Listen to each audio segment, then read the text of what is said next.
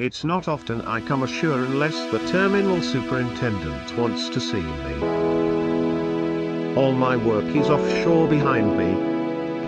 I have been working on the oil rigs here in Nigeria for 20 years as a diver. I'm going to try to give you insight into my job. But first, if appointment with the terminal supervisor, the superintendent will always want to tell me first about his ranch and horses, the guns in his truck over there in the States, and sometimes forgets why I have come to see him. Commuting in the morning by helicopter and returning in the afternoon. On another day, I would come to have a look around the pipeline and flange stores. There is a clubhouse, where you can have a beer and a game of snooker.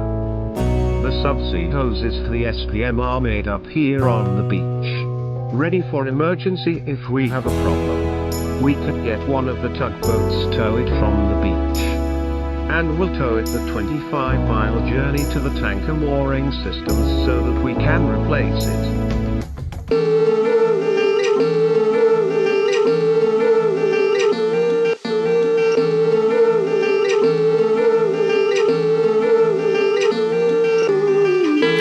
It is used as a road for the motorbikes running up and down for miles.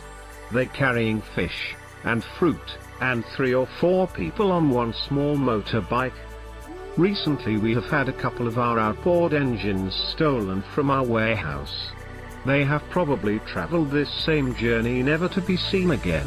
If you ask around the village, nobody has seen anything. The heat and humidity, and lack of wind, there is no escape, day or night, from the oppressive heat.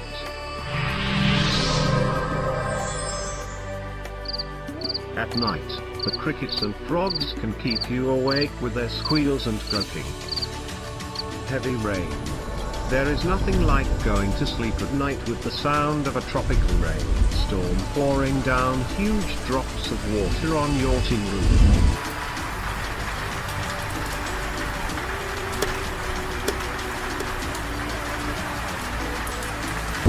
Surrounded by jungle.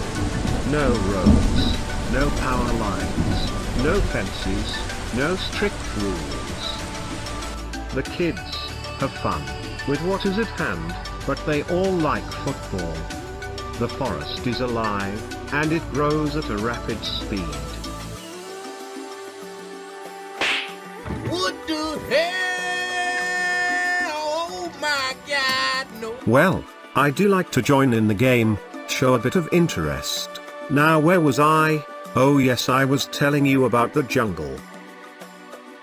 The Nigerian maintain a small space for their village, through constant use of pathways, infection and disease. The damp, warm environment is friendly to diseases and infections. People that are not used to the unnamed tropical diseases that thrive in these conditions can easily get boils and infections from simple mosquito bites or scratches that fester and can endanger your life. Malaria is a constant threat, and without modern medicine, it can easily kill. And the medicine itself can be nearly as bad as the disease. But the tsetse fly, found here, causes the deadly sleeping sickness. These very odd and dangerous insects which feed their larvae with milk and give birth to them in that order. It is responsible for one of the most devastating human diseases, sleeping sickness. Myself included have suffered this disease. I was almost unconscious for a week. Not a nice feeling. Scorpion stings are painful but mostly harmless. The sting may cause redness and swelling along with a burning or stinging sensation. Scorpions sting to defend and protect themselves. You usually won't need medical treatment for a sting. For most people, a scorpion sting is slightly more painful than a bee or wasp sting. This man obviously has not been told. He will come round when he is hungry. You are reminded that you are not in control. And that is an important lesson that we often forget in the modern world. Cannabis is perhaps the world's most recognizable plant. It's an herbaceous annual that can grow to a height of 8 feet. The plant has flowers that bloom from late summer to mid-fall, when grown outdoors. Planting or growing cannabis in Nigeria is regarded as a serious offense. The Indian Hemp Act states that any person who knowingly plants or cultivates any plant of the genus cannabis shall be sentenced either to death or to imprisonment for a term of not less than 21 years. Okay, interesting. Now let's move on. I am going to try to explain what it is a commercial diver is. When people think about diving, tropical vacations and swimming next to brightly colored fishes comes to mind. But there's a grittier world. Commercial diving. Construction divers like myself performs the same type of work that is done above water. Cutting and welding steel, inspecting ships' hulls, tanker mooring systems, and pipelines. Recover sunken objects, installation of deep-water subsea structures, manifolds. The only difference being that the environment sometimes is deep and dark, and sometimes can be dangerous, with the additional factors of wearing a heavy diving helmet. Now, oil is something that is integral to the modern world, and as long as we continue to depend on oil as a fuel, without it, the world as we know it would come to a halt.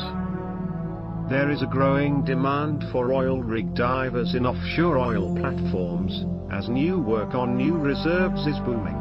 But living away from home for weeks and often months at a time, often in long shifts in stressful environments, all make it quite a demanding job. It is for this reason that oil rig divers tend to get offered attractive wages.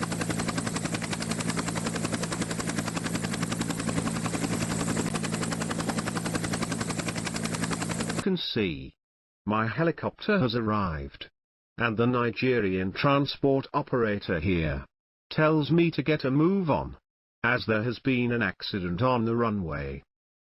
Well, here we go again.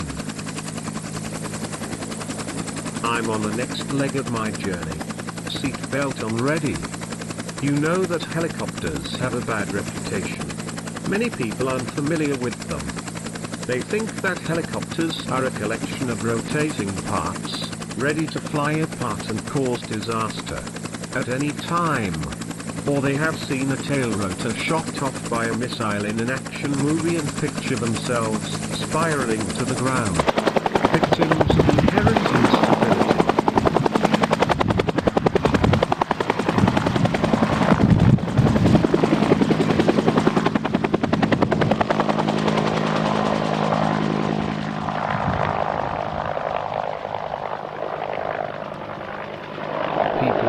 To make judgments about the riskiness of helicopter flight without good information. They can be dangerous. Anyone who says they are not is either in denial or doesn't want to scare us away. This is true about a lot of things, not just flying. Helicopters are dangerous in that a simple mistakes and did you know that if the engine stops turning, a helicopter can arrive on the ground pretty much the same way you would if the engine hadn't stopped, due to the fact that a helicopter can auto-rotate. It's amazing how few people know this. All the pilots practice auto-rotations at least once a year, down to a hover. That is, without actually touching down in order to avoid damage from hard landings. That tells you something right there.